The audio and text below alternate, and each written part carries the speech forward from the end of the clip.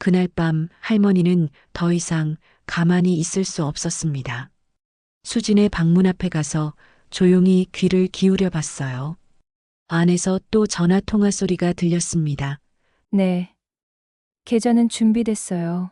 이번 주 안에 처리하겠습니다. 어르신들은 의심 안 하시거든요. 안녕하세요. 오늘은 정말 충격적인 실화를 가져왔습니다. 시작하기 전 구독과 좋아요 눌러주시면 감사하겠습니다. 정할머니의 하루는 언제나 같은 패턴으로 시작됩니다. 새벽 6시에 일어나 마당에 물을 주고 7시에 아침 준비를 하죠. 며느리 수진이는 8시쯤 일어나 간단히 세수를 하고 거실에 앉아 핸드폰만 들여다봅니다. 할머니가 차려준 아침상 앞에서 수진은 늘 같은 말을 합니다. 어머니, 많이 차리지 마세요. 저 다이어트 중이거든요. 하지만 정작 밥은 2그릇씩 비우곤 하죠. 할머니는 그런 며느리를 보며 속으로 쓴웃음을 짓습니다. 젊은 사람이 뭘 그리 걱정이 많은지 모르겠어요. 이 집에는 아들 민수가 없습니다. 3년 전 교통사고로 세상을 떠났거든요. 그 이후로 할머니와 며느리는 둘만 남아 지내고 있어요. 처음엔 서먹했지만 이제는 나름 편안한 사이가 되었습니다. 수지는 요즘 뭔가 바쁜 것 같습니다. 핸드폰을 자주 들여다보고 누군가와 통화도 많이 하죠. 할머니가 무슨 일이냐고 물으면 화장품 사업 준비한다고 대답합니다. 요즘 온라인으로 많이 판다면서요. 어느 날 오후 할머니는 마당에서 빨래를 널다가 택배차 소리를 들었습니다. 현관으로 나가보니 택배 기사가 큰 상자 하나를 내리고 있더군요. 할머니가 다가가려 하니 수진이 어디서 나타났는지 재빨리 앞질러 갑니다. 아, 제 거예요. 수진이 상자를 받으며 웃습니다. 화장품 샘플들이에요. 요즘 이런 식으로 받아서 테스트해 보는 거거든요. 상자는 생각보다 컸습니다. 수진 혼자 들기엔 꽤 무거워 보였어요. 할머니가 도와주려 하자 수진은 괜찮다며 손사래를 칩니다. 어머니, 괜찮아요. 제가 할게요.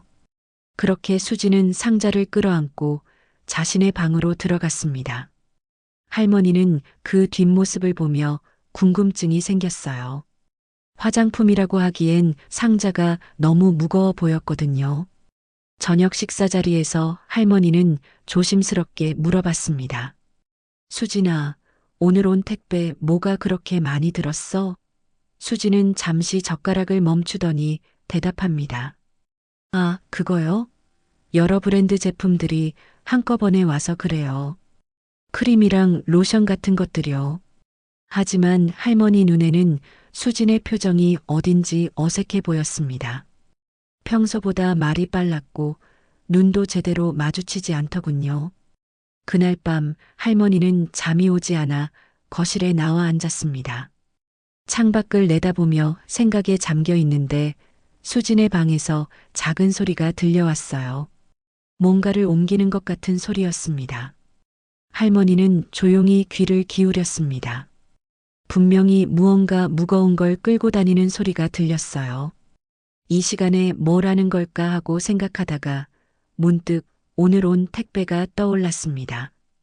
다음 날 아침 평소보다 일찍 일어난 할머니는 수진의 방문 앞을 지나가다가 잠시 멈췄습니다. 문틈 사이로 뭔가 달라진 방의 모습이 보였거든요.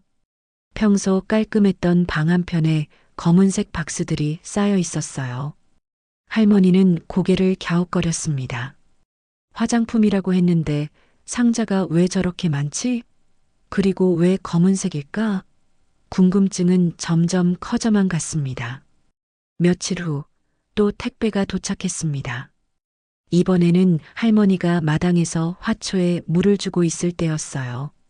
택배 기사가 현관벨을 누르자 할머니가 나갔는데 수지는 아직 잠든 상태였습니다. 무거워 보이시는데 안에 놔드릴까요? 택배 기사가 친절하게 말했습니다. 할머니는 고맙다며 상자를 받아들었어요. 생각보다 훨씬 무겁더군요. 받는 분 성함이 어떻게 되시죠? 기사가 확인차 물었습니다. 할머니는 송장을 보니 정수진이라고 되어 있더군요. 며느리 거라고 말하자 기사는 사인을 부탁했습니다. 할머니는 상자를 거실 탁자에 놓고 수진을 깨우러 갔습니다. 수진아, 택배 왔다. 하지만 방문을 열자마자 할머니는 깜짝 놀랐어요. 방 안 곳곳에 검은 상자들이 가득했거든요. 수진은 벌떡 일어나더니 당황한 표정을 지었습니다. 어머니, 언제부터 거기 서 계셨어요? 목소리에 긴장감이 섞여 있었어요. 택배 와서 깨우러 왔는데 이게 다 뭐야? 할머니가 물었습니다. 수진은 재빨리 방문을 닫더니 말했어요. 아, 그거요. 사업 관련 샘플들이에요. 너무 많이 와서 정리를 못했네요. 할머니와 함께 거실로 나온 수진은 탁자 위에 새 상자를 보자마자 표정이 굳어졌습니다. 어머니가 받으셨어요. 목소리가 평소보다 차갑더군요. 응, 내가 자고 있어서 내가 받았지. 할머니는 자연스럽게 대답했습니다. 그런데 이게 다 화장품이야. 상자가 너무 무거워서 말이야. 수지는 재빨리 상자를 들어 올렸습니다. 생각보다 힘들어 보였어요. 요즘은 대용량으로 많이 보내거든요. 비용 절약차 때문에요. 말하면서도 계속 상자를 자신의 방으로 옮기려고 했습니다. 할머니는 수진의 행동이 이상하다고 느꼈습니다. 왜 이렇게 급하게 가져가려 할까? 그리고 화장품 치고는 상자가 너무 무겁고 크지 않나 싶었어요. 수진아, 혹시 상자 좀 볼 수 있을까? 할머니가 조심스럽게 물었습니다. 수진은 잠시 멈춰서더니 고개를 저었어요. 어머니, 아직 정리가 안 됐어요. 나중에 보여드릴게요. 그날 오후 할머니는 수진이 외출한 사이에 그의 방문 앞을 지나갔습니다. 문이 살짝 열려 있어서 안을 들여다볼 수 있었어요.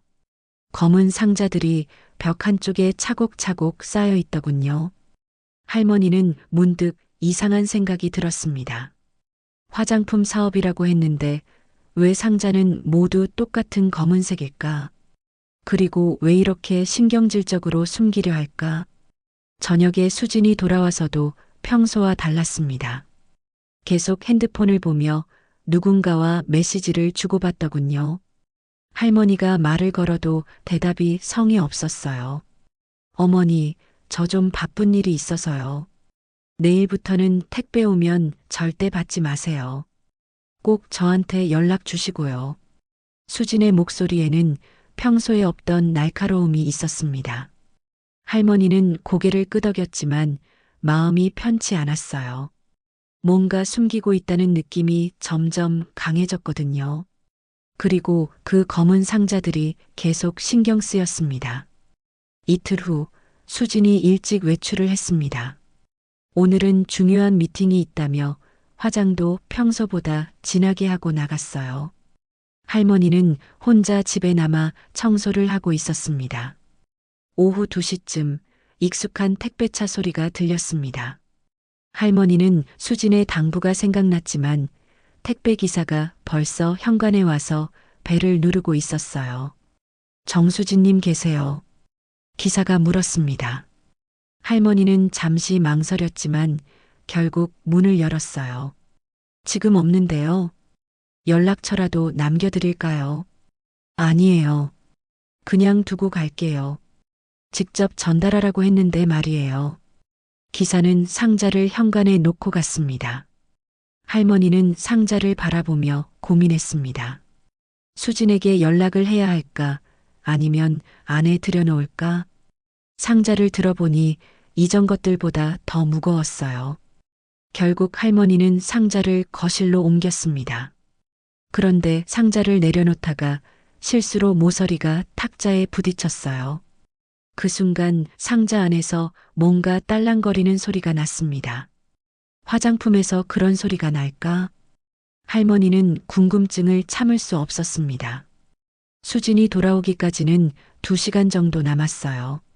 할머니는 조심스럽게 상자의 테이프를 살펴봤습니다. 한쪽 모서리가 약간 떨어져 있더군요. 아마 배송 중에 손상된 것 같았어요. 잠시 들여다보기만 하자. 할머니는 마음을 정하고 테이프를 조심스럽게 벗겨냈습니다. 상자 안에는 검은 천으로 쌓인 물건들이 들어 있었어요. 천을 걷어내자 할머니의 눈이 커졌습니다. 안에는 화장품이 아니라 전혀 다른 것들이 들어 있었거든요. 작은 플라스틱 칩들, 현금 다발, 그리고 USB가 여러 개 있었습니다. 할머니는 손이 떨렸습니다. 이게 뭐지? 화장품이라고 했는데 현금을 들어보니 5만 원권이 수십 장 묶여 있었어요. USB 중 하나를 집어들고 보니 겉면에 작은 글씨로 뭔가 적혀 있더군요. 고객 정보 마이너스 2024.11. 할머니는 이게 무슨 의미인지 알 수 없었지만 심상치 않다는 걸 직감했어요. 플라스틱 칩들도 이상했습니다. 화려한 색깔에 숫자가 적혀 있었어요. 마치 카지노에서 보던 칩 같았습니다. 할머니는 젊은 시절 영화에서 본 기억이 났거든요. 더 놀라운 건 상자 맨 밑에 있던 서류였습니다. 여러 사람의 개인정보가 적힌 종이들이 있었어요. 이름, 주소, 전화번호, 그리고 통장 잔고까지 상세히 적혀 있더군요. 할머니는 그 중 한 장을 자세히 봤습니다. 김영수 78세 마이너스 예금 2,300만 원, 연금 월 80만 원. 이런 식으로 여러 노인분들의 정보가 빼곡히 적혀 있었어요. 갑자기 등골이 서늘해졌습니다. 이게 뭔가 잘못된 일이라는 걸 본능적으로 느꼈거든요. 화장품 사업이라고 했는데 왜 이런 게 들어있을까? 할머니는 급히 모든 걸 다시 정리해서 상자에 넣었습니다. 하지만 마음은 편치 않았어요.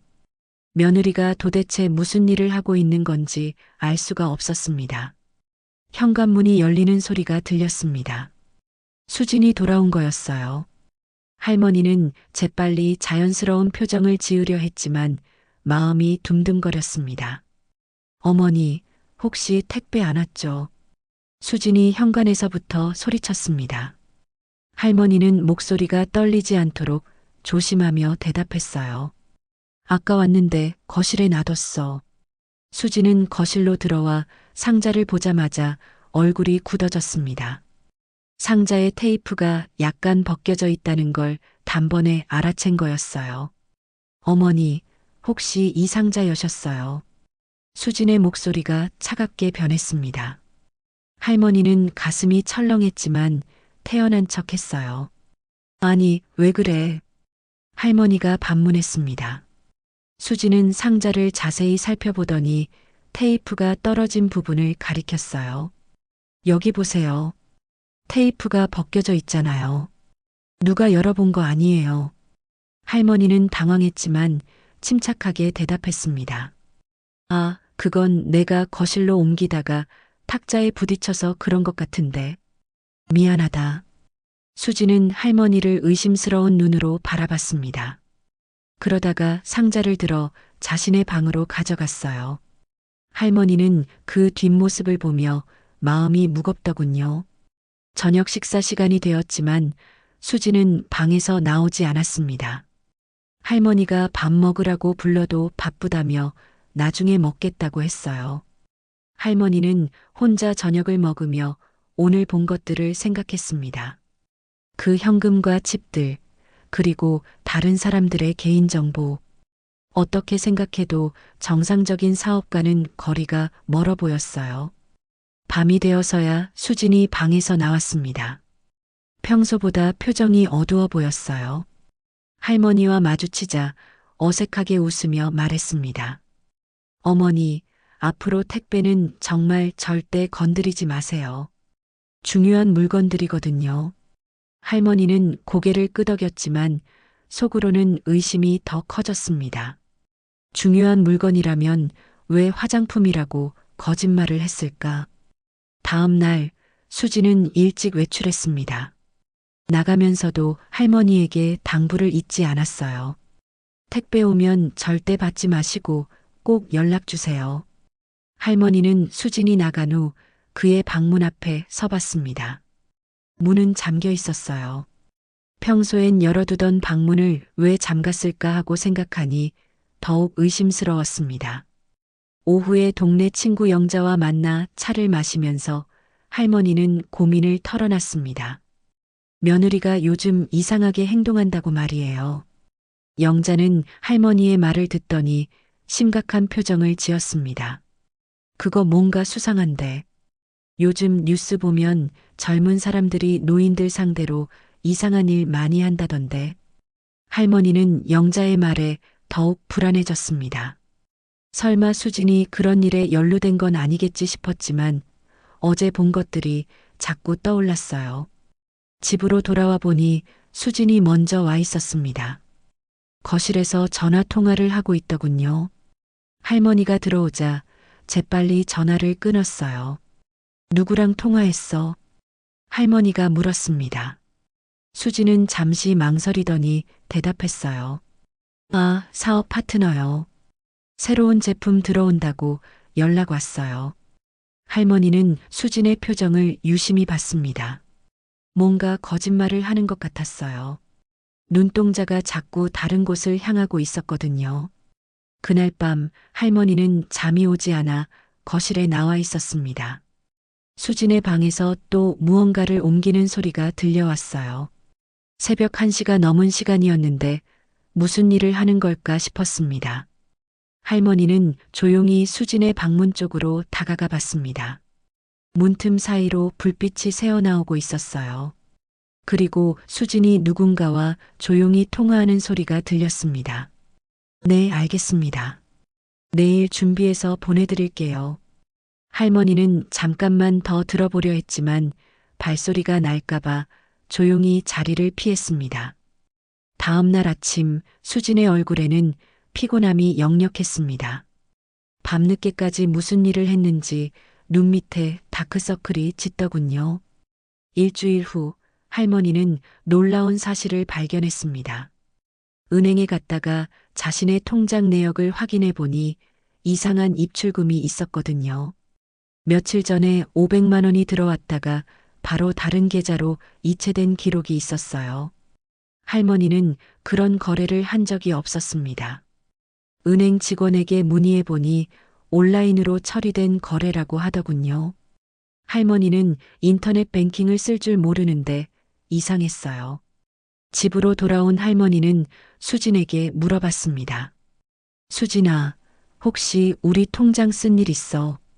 수진은 잠시 당황하는 표정을 지었다가 대답했어요. 아, 그거요.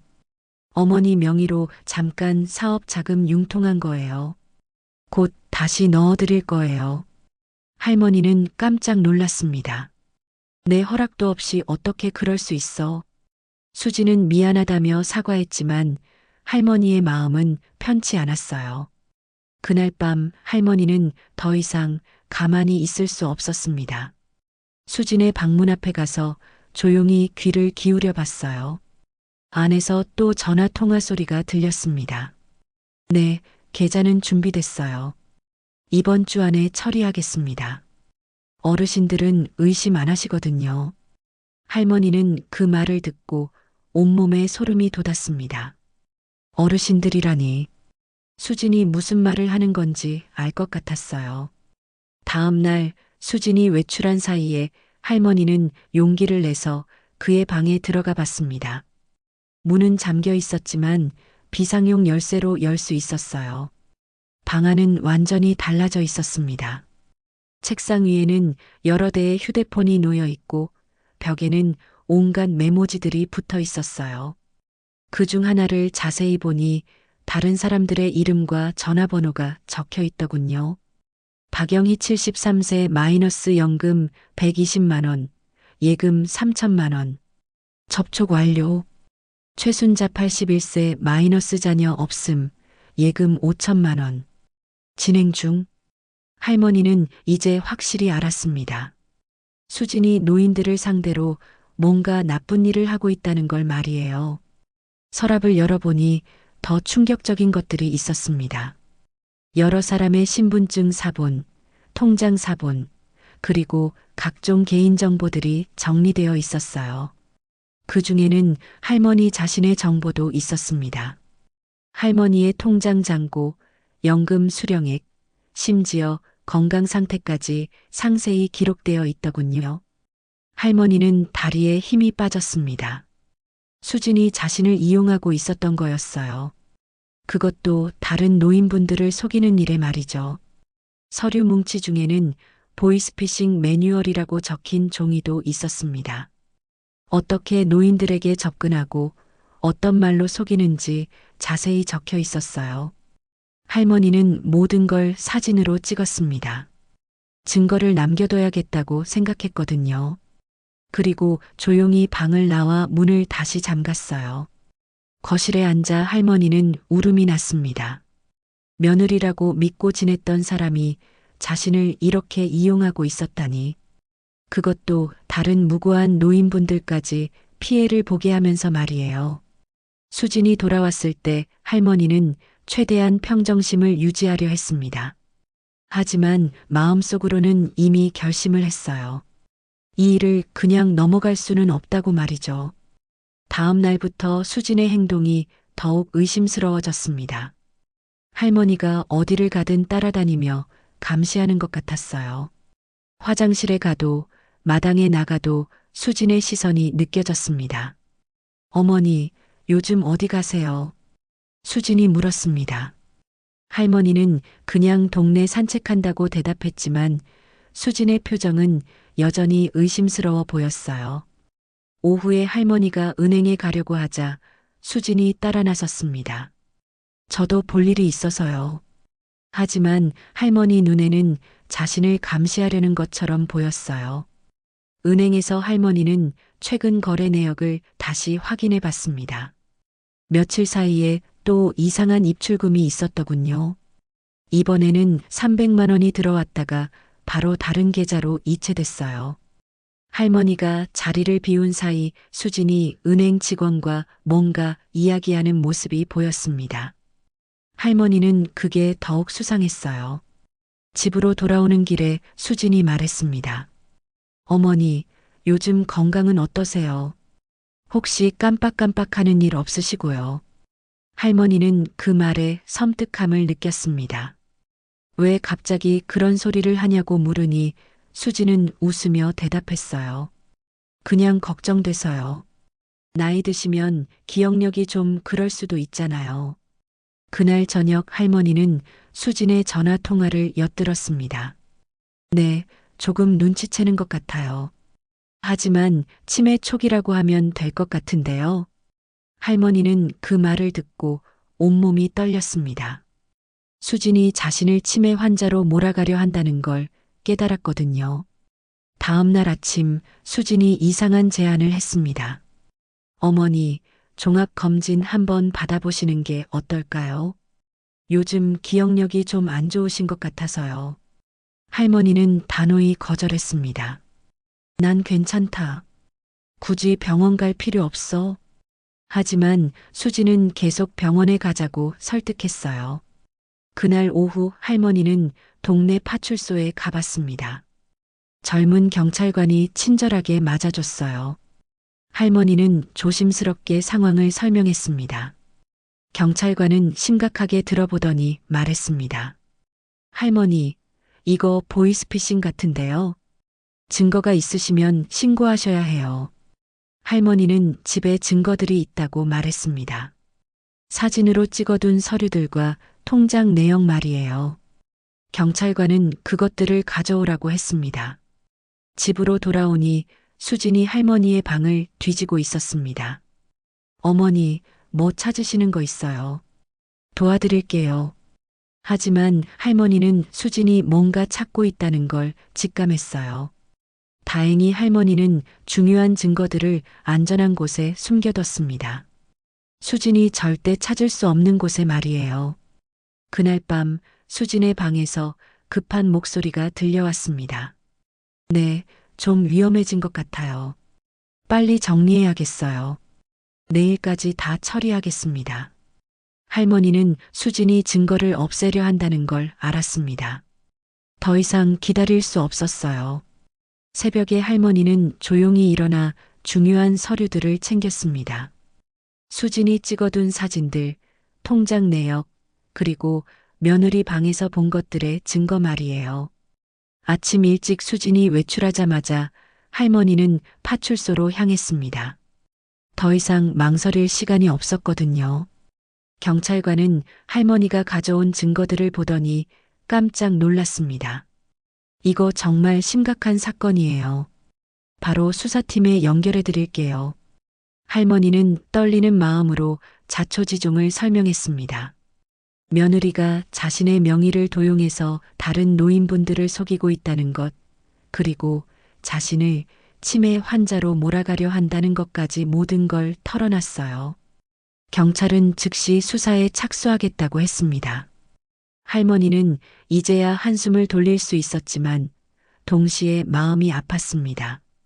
가족이라고 여겼던 사람을 신고해야 하는 현실이 너무 슬펐거든요.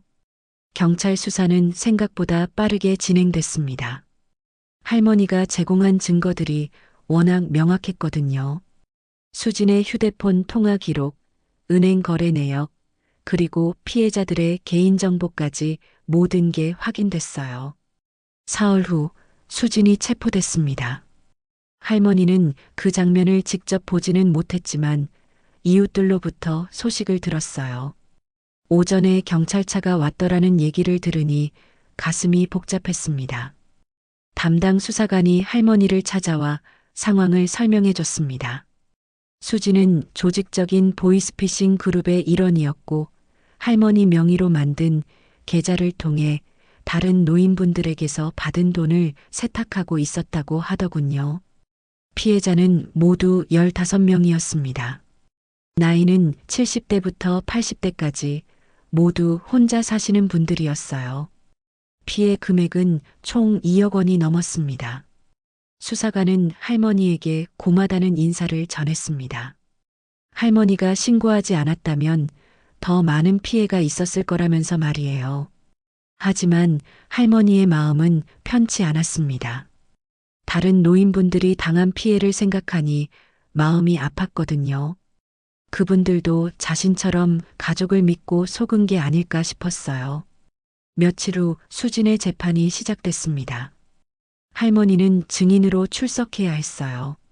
법정에서 수진과 마주쳤을 때 할머니는 복잡한 감정이 들었습니다.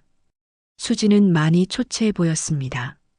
예전에 당당하던 모습은 온데간데 없이 사라지고 고개를 숙인 채 앉아 있더군요. 판사가 할머니에게 증언을 요청했습니다. 할머니는 떨리는 목소리로 그동안 있었던 일들을 차근차근 설명했어요. 의심스러웠던 택배들, 이상한 통장 거래, 그리고 발견한 증거들까지 모든 걸 증언했습니다. 수지는 할머니의 증언을 들으면서 계속 고개를 숙이고 있었어요. 가끔 고개를 들어 할머니를 바라볼 때면 눈에 눈물이 고여 있었습니다.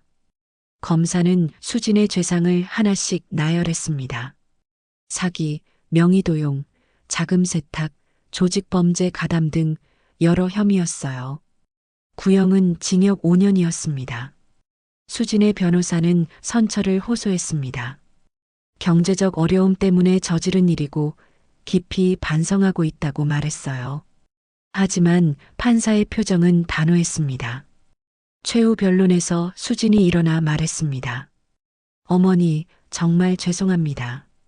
용서해달라고 할 자격도 없지만 제가 정말 잘못했습니다. 할머니는 수진의 말을 들으며 눈물이 났습니다. 미안하다는 말을 이제 와서 들으니 더 슬펐어요. 진작 이런 마음이었다면 이런 일이 일어나지 않았을 텐데 말이죠. 판결이 선고됐습니다. 징역 3년 6개월. 수진은 판결을 듣고 주저앉았습니다. 할머니는 그 모습을 보며 마음이 아팠지만 동시에 이게 당연한 결과라고 생각했어요. 법정을 나서며 할머니는 다른 피해자 가족들을 만났습니다. 모두 나이 든 분들이었는데 할머니에게 고맙다는 인사를 전했어요. 할머니 덕분에 더 큰 피해를 막을 수 있었다면서 말이죠. 하지만 할머니는 오히려 미안한 마음이 컸습니다. 자신의 며느리 때문에 이분들이 피해를 봤다는 생각이 들어서요. 집으로 돌아온 할머니는 텅 빈 집을 바라봤습니다. 이제 정말 혼자가 됐구나 하는 생각이 들었어요. 하지만 동시에 마음 한편으로는 후련함도 느껴졌습니다. 더 이상 의심하며 살 필요가 없어졌으니까요. 수진이 떠난 지 한 달이 지났습니다. 집은 예전보다 조용해졌지만 할머니는 점점 평온을 되찾고 있었어요. 더 이상 택배를 의심하지 않아도 되고 통장 거래를 걱정하지 않아도 됐으니까요. 어느 날 우편함에서 편지 한 통을 발견했습니다. 교도소에서 온 편지였어요. 수진이 보낸 거였습니다. 할머니는 한참을 망설이다가 편지를 열어봤어요. 편지에는 수진의 진심 어린 사과가 담겨 있었습니다. 자신이 얼마나 큰 잘못을 했는지 깨달았고 할머니께 용서를 구할 자격은 없지만 진심으로 후회한다는 내용이었어요. 할머니는 편지를 읽으며 복잡한 심경이 됐습니다. 미워할 수만도 없고 그렇다고 용서하기도 어려운 상황이었거든요. 며칠 후 경찰서에서 연락이 왔습니다. 수진 사건과 관련해서 피해 배상이 일부 이뤄질 예정이라고 하더군요. 수진이 숨겨둔 돈의 일부를 찾아내서 피해자들에게 나눠준다는 얘기였어요. 할머니는 그 돈을 받기보다는 다른 피해자분들에게 더 주면 좋겠다고 말했습니다. 자신은 큰 피해를 보지 않았으니까요. 어느 날 오후 할머니는 동네 복지관에 갔습니다. 거기서 보이스피싱 예방 교육을 하고 있다는 소식을 들었거든요. 자신과 같은 피해를 당하는 분들이 생기지 않도록 도움이 되고 싶었어요. 복지관에서는 할머니의 경험담을 들려달라고 요청했습니다. 처음엔 부끄러웠지만 할머니는 용기를 내서 자신의 이야기를 들려줬어요. 많은 어르신들이 관심 있게 들어주셨습니다. 한 할아버지가 말씀하시더군요. 가족도 믿을 수 없는 세상이 되었네요. 할머니는 대답했습니다. 그래도 포기하면 안 됩니다. 우리가 조심하고 서로 도우면 돼요. 집으로 돌아오는 길에 할머니는 마음이 한결 가벼워진 걸 느꼈습니다. 자신의 경험이 다른 분들에게 도움이 될 수 있다는 생각이 들어서요. 저녁에 홀로 앉아 TV를 보는데 뉴스에서 보이스피싱 관련 소식이 나왔습니다. 경찰이 대규모 조직을 검거했다는 내용이었어요. 할머니는 자신의 신고가 이런 결과로 이어졌다는 걸 뿌듯하게 생각했습니다. 다음 날 아침 할머니는 마당에 나가 꽃에 물을 줬습니다. 봄이 와서 새싹들이 돋아나고 있었어요. 할머니는 그 새싹들을 보며 새로운 시작을 생각했습니다. 이제는 아무도 속이지 않고 아무에게도 속지 않는 삶을 살아갈 수 있겠구나 하고 말이에요.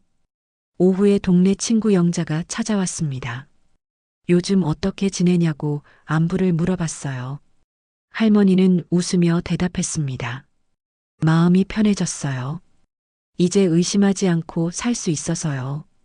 영자는 할머니의 용기를 칭찬했습니다. 쉽지 않은 결정이었을 텐데 잘했다고 말이에요. 할머니는 고개를 끄덕였습니다.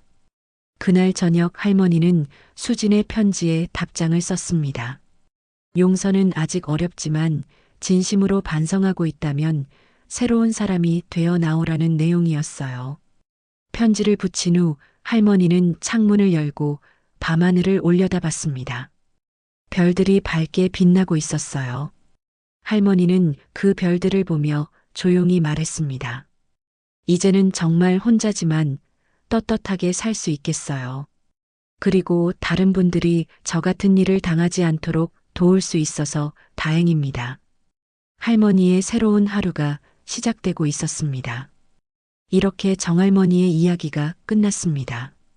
70세의 용기 있는 할머니 한 분이 15명의 어르신들을 구해낸 정말 대단한 이야기였죠.